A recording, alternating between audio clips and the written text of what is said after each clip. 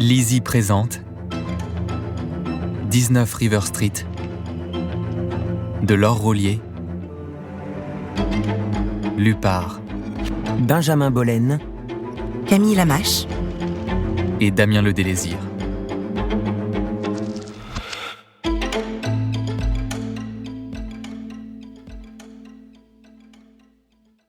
Toutes les choses vraiment atroces démarrent dans l'innocence. L'adieu aux larmes, Ernest Hemingway. Prologue. Tout le quartier est bouclé. Il pleut des cordes. Un véritable déluge. Le capitaine ôte sa capuche et tape ses pieds sur le tapis. Quel temps de merde. Il enjambe les cordons de sécurité qui protègent la porte d'entrée des curieux et balaie la pièce des yeux. Elle grouille de monde, ce qui ne manque pas de l'agacer au plus haut point. Quelqu'un surgit dans son dos et lui tape sur l'épaule. « Capitaine Blake Wells, je vous en prie, suivez-moi. » Le sergent Rowan ouvre la marche.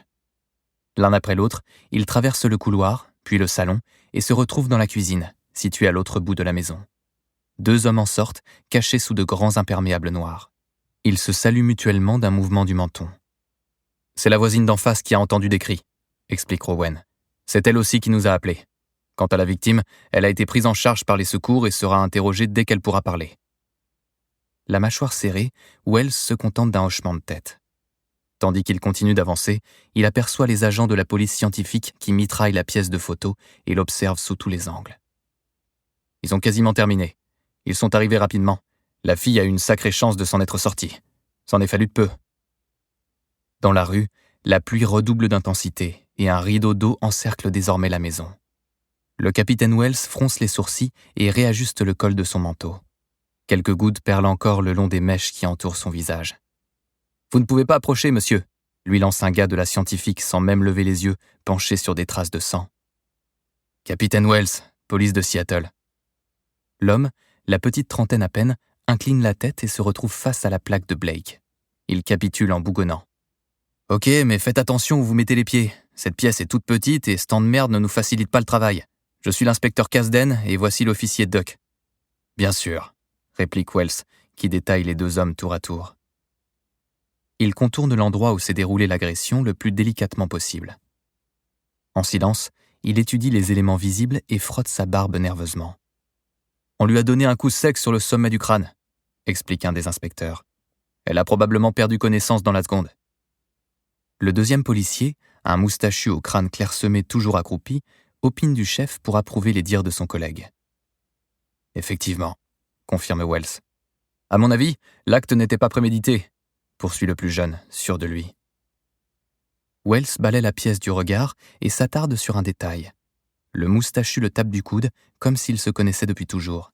« Vous avez vu ça tout de suite, vous êtes plutôt doué. » Le capitaine, surpris par cette remarque, s'apprête à lui répondre, mais l'homme ne lui en laisse pas le temps.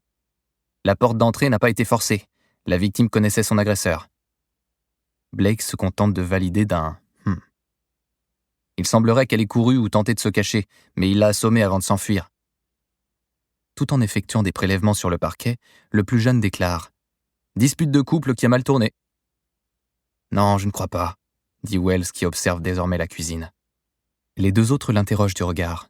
« Comment ça ?» questionne Kasden, curieux. En sortant du salon, Wells se dirige vers la voisine de la victime, encadrée par deux ambulanciers qui tenaient à s'assurer qu'elle n'était pas trop choquée. « Puis-je une seconde ?» demande le capitaine à une jeune secouriste. Celle-ci acquiesce d'un air renfrogné. « Bonsoir, je suis le capitaine Blake Wells, police de Seattle. Navré pour ce qui est arrivé à votre amie, mais les nouvelles sont rassurantes. Elle devrait s'en remettre très vite. »« Merci, » bredouille-t-elle. « Je ne vais pas vous embêter maintenant avec mes questions, je vous le promets. Je veux seulement savoir une petite chose, si vous me le permettez. »« Je vous écoute. » Avait-elle un petit ami ? Elle secoue la tête en mordillant ses lèvres. « Pas à ma connaissance. Il y avait quelques mecs qui venaient de temps à autre, mais rien de sérieux. Des rencontres d'un soir. » La femme baisse les yeux. « Tout le monde l'apprécie. Je ne vois vraiment pas qui peut bien lui vouloir du mal. » Wells lui adresse un sourire bienveillant. « Je vous promets que nous allons le découvrir. Merci pour votre aide. »« Merci à vous. » Le téléphone portable du capitaine Wells se met à vibrer dans la poche intérieure de sa veste. Tandis que la tempête a laissé place à un léger crachin, il sort de la maison et réajuste sa capuche. « Wells, j'écoute.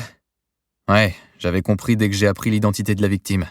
J'arrive tout de suite. » Il retrouve son binôme qui interrogeait le voisinage et déclare « On décolle. On a retrouvé la fugitive. » Première partie. Le message. Maddy, chapitre 1. Parlez-moi de cet épisode plus en détail. Il me semble que cela vous a bien plus touché que vous ne l'imaginez. Nous espérons que vous avez apprécié cet aperçu. Pour continuer à écouter ce livre audio sur Google Play Livres, utilisez le lien dans la description de la vidéo.